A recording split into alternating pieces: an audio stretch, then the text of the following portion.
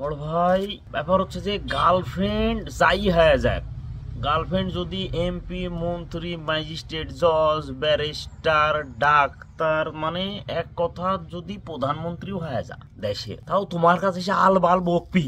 গোটা পৃথিবীর কাছে লজিকের লেগি নোবেল পুরস্কার পাইছে না, কিন্তু তোমার কাছে আসি এর লজিক যে কতি যাবি রে ভাই, তুমি চিন্তা করতে পারবেন। তা আমি মনে করবো যে আমার গার্লফ্রেন্ড যেহেতু ডাক্তার, তাহলে ম্যাসিউর, আমার একটু সমস্যা কম হবে। তো ওরে বাপ রে, এটি চিন্তা করা আমার পাপ হয়ে গেছে। তার প্রশ্ন এরকম যে আমি মরি গেলে তুমি আমাকে ভালোবাসবে। আচ্ছা, আমি যদি মশা হই তাহলে তুমি আমাকে খুঁজলে নি? মশা হলে তুমি আমাকে কিভাবে খুঁজবে? মশা হলে তুমি আমাকে চিনতে পারলে নি? তা ভাই তোমার ধৈর্য এভারেস্টে চোড়া উঠে যাবে, কিন্তু তোমার ধৈর্য ধরা শেষ হবে না। সেদিন উই কি করেছে, সেদিন উই পেশেন্ট দেখছে আর আমাকে হেডফোনে রাখিছে লাইন। তো রোগী বলছে যে স্টমাক পেন, হেডেক।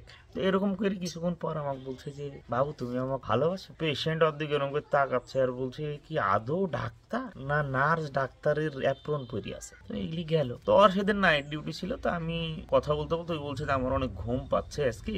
তেমন তাহলে তুমি ঘুমাইসি যাও, হালকা হালকা শীত পড়ছে। আমি আবার কি করছি, ফ্যানটা দি কম্বলটা গায়ে দি সুন্দর করে নরম একটা বালিশের উপর মাথা রেখে আমি বলছি যে বাবু ঠিক আছে, তাহলে তুমিও ঘুমাও আমি একটু ঘুমাই। তখন ওই উঠে বলছে যে তুমি আর আগের মতো নাই, তোমার আগাটু গোড়া একটা পরিবর্তন আইছে, তোমার সিমটম ভালো না, তোমার যে সিমটম গুলি দেখা যাচ্ছে। আমি বলছি যে বাপ থাম বলি, কম্বলটা পাকসাটা মেরে ফেলি, ফ্যানটা বন্ধ করে।